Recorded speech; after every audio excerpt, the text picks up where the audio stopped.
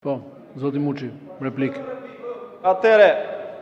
A ju drejtua, zoti Muçi? Zoti Balliu. Ju drejtua zoti Muçi apo jo? Po, përmendi gruan e kryetarit partisë time Qartazi. Sepse Çfarë pretendim keni zoti Muçi? Urdhro. Atëre.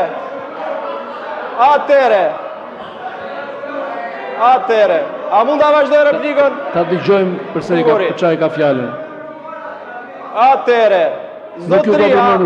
Zotria, po tani, a ludoj për partinë time dhe për mua? Okej, vijoni. Atëre. Ta dëgjojmë. Atëre, zotria në fjalë, zoti Balliu e nisi fjalën e vet, duke akuzuar kolegët e tjerë këtu që po merren me biografinë e protestuesve, të deputetëve me radhë. Dhe në fund përfundoi duke marrë me gruan e Alin Qorrit. Tani, unë nuk dua këtu të merrem me zotin Balliu, as me kush është zoti Balliu, as kush ka qenë babai shokut Balliu, dhe as me gjëra të kësaj natyre, sepse unë nuk merrem këtu me biografinë e askujt. Unë di të them që nëse dikush ka një profesion dhe punon dhe menaxhon 100 mijëra fonde të Bashkimit Evropian, duhet ta ketë për nder shoku Balliu. Dhe jo të ngrihesh ti aty tani e të na japësh mend se çfarë bën gruaja e njërit dhe e tjetrit. Sidoqoftë, kur unë flas për krye gjushatën, nuk e kam vetëm për shokun Sali, edhe kam edhe për shokun Klevis këtu. Megjithatë, shumë shpejt ky nivel në këtë kuvend do të marr fund, sepse shumë shpejt do mbajnë zgjedhje parakoshme dhe në këtë sallë do hyjnë njerëz që e meritojnë të jenë pjesë e kuvendit të Republikës së Shqipërisë. Zoti Muçi e shpërdoruat replikën, mendova se do t'i referoheshit fjalës drejtuar ndonjë prej prononcimeve tuaja, por replika nuk merret kur përmendet kryetari i partisë, merret kur përmendeni ju drejt për drejti. Nëse zoti s'mund t'i japim replik mi replik. Dakor, pra vretjen e dashur në emrin tuaj. Tani s'japim dot replik mi replik. Zoti Leskaj. Sa po e more procedurë, lutem tani. Edhe gjej momentin t'ju sjell edhe një herë vëmendje që deri tani asnjë fjalë nuk ka qenë për procedurë. Po e shpërdoroni edhe këtë hapësirë, gjithsesi jeni deputetë dhe s'mund të ndërpres fjalën. Po pra këtë drejt, e bëra vretjen, tani çfarë të themi? Jo, nuk ja dash procedurë, ja dash për...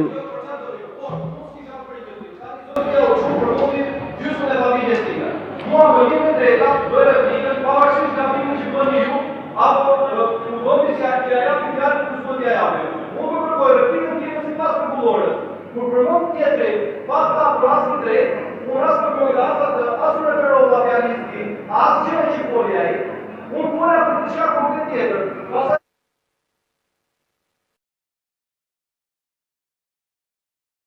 Po nuk merret dot pra mbi replik, nuk replikohet. Okej, merreni, bëheni sqarimin tuaj replik 2 minuta. 1 minutë. Zotri, unë nuk thash se kush si qyshtek, ato i the ti se kush është filani dhe fisteku, sepse Qartazi ju i dini dhe këto janë çështje të juajat. E vetmja gjë që kërkoj unë është mos u tallni me qytetarët, që na vini këtu dhe na bëni se ju ka prep barku ju për qytetarët, se po t'ishte ashtu zotri vije këtu kur kemi ardhur ne të flisnim për zonat e mbrojtura, që kemi çuar 37 firma për t'i hedhur poshtë ligjin që kanë bërë këta këtu, flisje ti për bajrat, për hajrat, për xhabaftët, për ndërtimet në Ksamil, flisje ti, mos flisnim ne. Merru ti me çështjet që merrem ne dhe pastaj të marrin njerëzit seriozisht. Po këto filmat që juve ju vjen shumë keq dhe pastaj këte merrni lekët bashkë me këta dhe mos përmend ato se vinë nga Bashkimi Evropian, fondet e Bashkimit Evropian, volli dhe ajo Kripca që ishte këtu, edhe Beqa, gjithë fondet e atyre. Se unë ngopën me të shqiptarëve, marrin dhe këto tjerat. Po unë nuk merrem planin personal. E nxorre ti kryetarin tënd në çaj keti atë, nuk e nxorra unë. Tash se ja diti mohabetet aty s'është çështja ime o zotri. Zoti Leskaj, fjala për ju, për procedurën pas zoti Vëngu.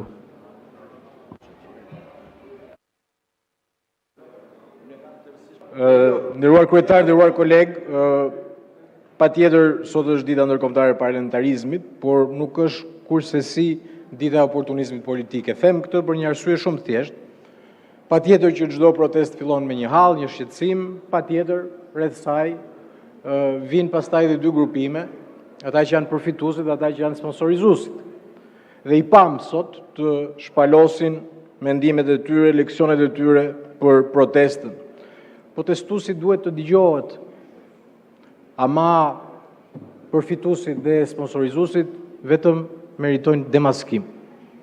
E them këtë sepse nuk e kuptoj kurse se si një parti politike e cila lindi për të mbrojtur pronën, rendin, lirinë ekonomike, është katandisur që konservatorizmin ta mbrojnë në shesh europarlamentar të smajtës radikale.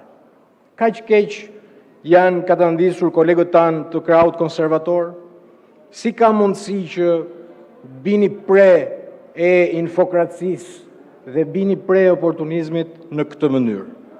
Konservatorizmi të paktën, me sa di unë, nuk është një kostum që vishet sipas rastit, sepse është dhe besnikëri ndaj parimeve. Dhe parimet mbrohen në ato momente ku kushtojnë, për ndryshe janë vetëm slogane dhe me slogane ishit me gojën plot sot. Na thoni nderuar kolegë, pse doni ta udhëhiqni një protestë që ju kërkon në burg? Mos vallë jeni të shqetësuar sepse kjo komunë e re e Tiranës ka parime shumë më të majta se çfarë rini të përballoni? Na shpjegoni pse sa herë vjen puna që të kemi një përballje këtu, as opozita e re, as zoti Muçi, as kreu i grupit parlamentar të Partisë Demokratike, i cili sot fliste për parlamentarizëm dhe dje grupin ton socialist e quante një tuf deputetësh. Si mund të kaloni nga kjo terminologji një tuf deputetësh dhe ju zoti Muçi dhe po ju jap drejtën patjetër të jepni dhe replikën kryetar, pse mund na quani minj? Kush ja u jep të drejtë? Ju mendoni se sulmoni qeverin, sulmoni mazhorancën. Jo, ju po sulmoni sovranin. Ju po sulmoni jo vetëm 83 deputet, po sulmoni 850.000 votues socialist dhe jo socialist. Dhe ky kufi nuk mund të tejkalohet sa herë e gjykoni ju.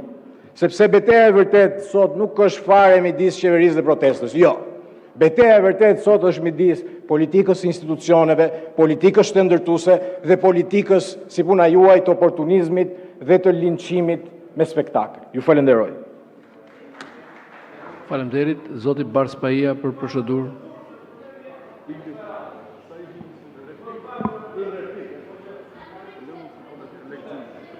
Okej, ndjes replik zoti Muçi.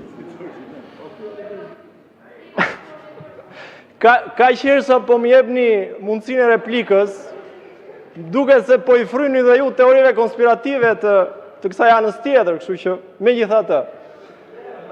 Zoti Vengu më përmendi emrin dhe tha se unë i quaj tuf, deputetët e Partisë Socialiste i quaj minj. Në fakt unë ju referova patronazhistëve, të cilët janë mekanizmi juaj i sofistikuar për të shantazhuar popullin e thjesht. Ata po janë minj. Ata janë minj ndaj të cilëve nuk ka më frikë populli. Dhe këtë duhet ta dini ju, duhet ta dinë dhe ata që sot rrinë të fshehur. Me qënë se zoti Vengu dje, që ishim të pranishëm në komision, nuk denjoj të rinte që të dëgjonte përgjigjen time sa i përket akuzës që ngriti se unë po denigroja administratën publike dhe shtetin shqiptar, gjej rastin që t'ja ritheksoj se në administratën publike ka njerëz profesionistë të mirëfillt që bëjnë punën e tyre institucionale dhe unë i nderoj dhe respektoj. Vetëm se, kur administratën publike e mbushni me ata minj patronazhist, e denigroni ju administratën publike. Kur të gjithë këtu, të nderuar kolegë socialist, ngrini kartonin për të mos i hequr imunitetin ish ministres që akuzohet për korrupsion dhe për vjedhje, e denigroni ju administratën publike dhe shtetin. Prandaj, unë kam maksimumin e respektit për këdo që punon profesionin e vetë. Po shteti që keni ndërtuar ju dhe kryeministri që na keni vënë këtu përpara na bën të gjithëve me turp. Administratës publike e shtetërore, ne që jemi opozitar e mbar shqiptarët. Faleminderit. Faleminderit, zoti Barsbaia.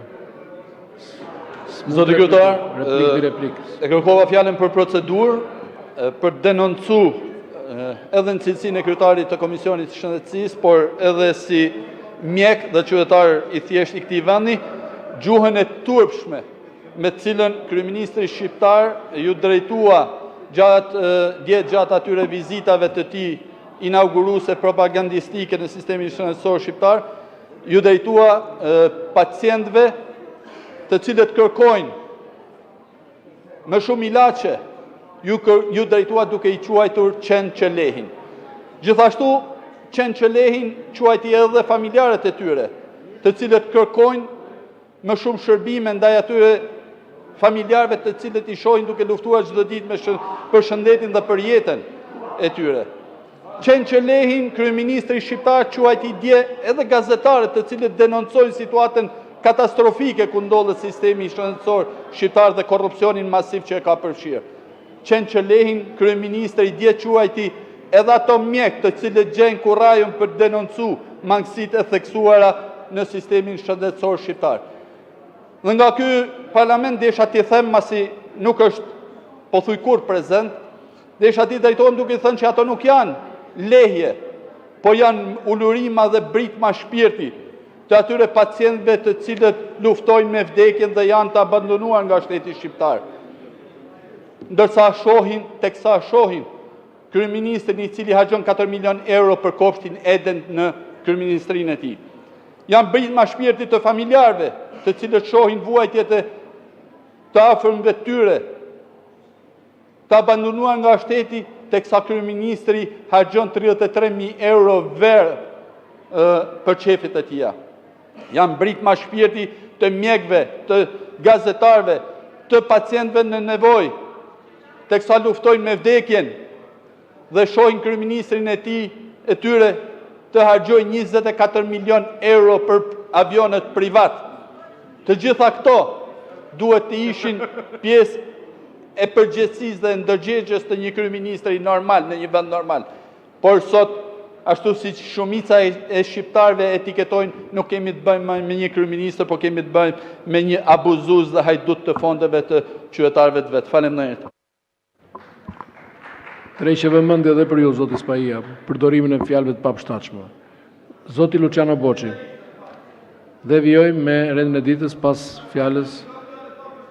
Po nëse ju duket e përshtatshme, atëherë mbajeni në kodin tuaj personal të sjelljes, jo në kodin e parlamentit.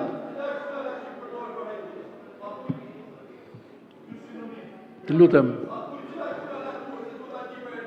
Juve nuk jeni prokuror, as gjykatës, ta shpallni ju se kush është abuzuesi. Ju lutem. Zoti Boçi. Zoti kryetar, unë po i rikthehem kërkesës që bëri zoti Sheu për rikthimin për shqyrtim nga ky parlament i ligjit për mbrojtjen e fëmijëve dhe trive nga propaganda gjinore, sepse keni bërë lojra dhe autori i lojës madhe jeni ju. Sepse në konferencën e kryetarëve ju keni vendosur që ky projekt ligj do shqyrtohesh në datën 18 qershor. E shtyt për javën tjetër, kur e futët në konferencën e kryetarëve të radhës, vendosët datën 2 korrik. I tillë ishte dokumenti që na kishte ardhur ne si antar të konferencës kryetarëve. Dhe papritur në faqen e parlamentit, ju e leni pa datë atë. Dhe komisionet tona dhe komisioni im i arsimit me urdhër politik nuk pranon të mblidhet për të shqyrtuar këtë projekt ligj, pavarësisht se nuk ka asnjë ndalesë nëse projekt ligji është i parashikuar në seancë apo jo. Ky është qëndrimi juaj dhe justifikimi e dini kush ishte, jo sepse duhet futen në agjendë vetëm ligjet që kanë të bëjnë me integrimin evropian. Flisni ju për Europën, po pse më ç'është është Europa, titull projekt ligji? Çfarë është Europa? Është heqje e drejtës së propozimeve të opozitës? Çfarë është Europa? Izolim i realitetit? Sepse atë projekt ligj sot kanë filluar të shohin dhe vendet evropiane. Atë protokollin e hormoneve e kanë kundërshtuar dhe kundërshtojnë sot shumë vende evropiane. Dhe ja pra ku është Europa. Dhe me qënë se flisni për Europë, pse shmanget ai kryeministri juaj nga ballafaqimi për problemet që kanë ngritur protesta qytetare? Pse nuk vjen këtu? Dhe po, bashkohem me zotin Leskaj, detyra parë e këtij parlamenti është të sjellë zërin e qytetarëve. Janë ata që po kërkojnë, sepse është gjë që e ka kërkuar dhe opozita, që të abrogohen ligjet për zonat e mbrojtura, për paketën e maleve, për trashëgiminë kulturore dhe njësër ligjesh tjera. Pse bëni sikur protesta nuk ekziston ndërkohë që ka 30 ditë? Çfarë janë ato? Janë qytetarë të Republikës Shqipërisë? Apo janë qytetarë të republikave tjera? Dhe është detyra këtij parlamenti. Ku është ky parlament? Jeton në ajër, jeton Mars apo jeton me realitetin? Mund bëni gjithçka, mund bëni cirk, mund përdorni fjalën e Europës, mund shani protestuesit, por ama ta dini mirë që duhet të riktheheni në rolin tuaj dhe duhet të themi në rolin ton. Ne jemi përfaqësues sovranit, përfaqësues të atyre njerëzve dhe në rendin e ditës me urgjencë duhet futen ato ligje që kërkojnë protestuesit. Faleminderit.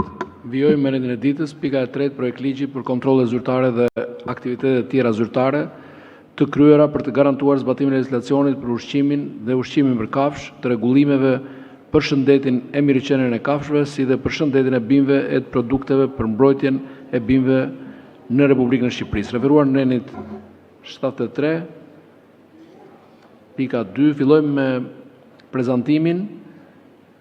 Paraqitjen e projekt ligjit do ta bëj në emër të nismëtarit, Ministrit të Bujqësisë dhe Zhvillimit Rural, Ministrja e Shtetit për Marrëdhënie me Parlamentin, zonja Eriona Ismaili. Zonja Ismaili, fjala për ju. Nderuar kryetar, të nderuar kolegë dhe qytetar, prezantojmë sot projekt ligjin për kontrollet zyrtare dhe aktivitetet e tjera zyrtare të kryera për të garantuar zbatimin e legjislacionit për ushqimin dhe ushqimin për kafshë, të rregullimeve për shëndetin dhe mirëqenien e kafshëve, si dhe për shëndetin e bimëve dhe të produkteve për mbrojtjen e bimëve në Republikën e Shqipërisë. Qëllimi i projekt ligjit është harmonizimi i kuadrit ligjor të brendshëm me atë evropian në fushën e kontrolleve zyrtare për sigurinë ushqimore, shëndetin dhe mirëqenien e kafshëve, si dhe shëndetin e bimëve, duke marrë në konsiderat standarde ndërkombëtare. Me parafrimin e legjislacionit kombëtar me akis komuniter, synohet garantimi një niveli të lartë të sigurisë ushqimore dhe shëndetit të bimëve dhe kafshëve përmes masave të qëndrueshme nga ferma në tavolinë dhe monitorimit nëpërmjet sistemeve efektive të kontrollit për vlerësimin e përputhshmërisë me standardet e Bashkimit Evropian, duke ruajtur funksionimin e tregut të brendshëm.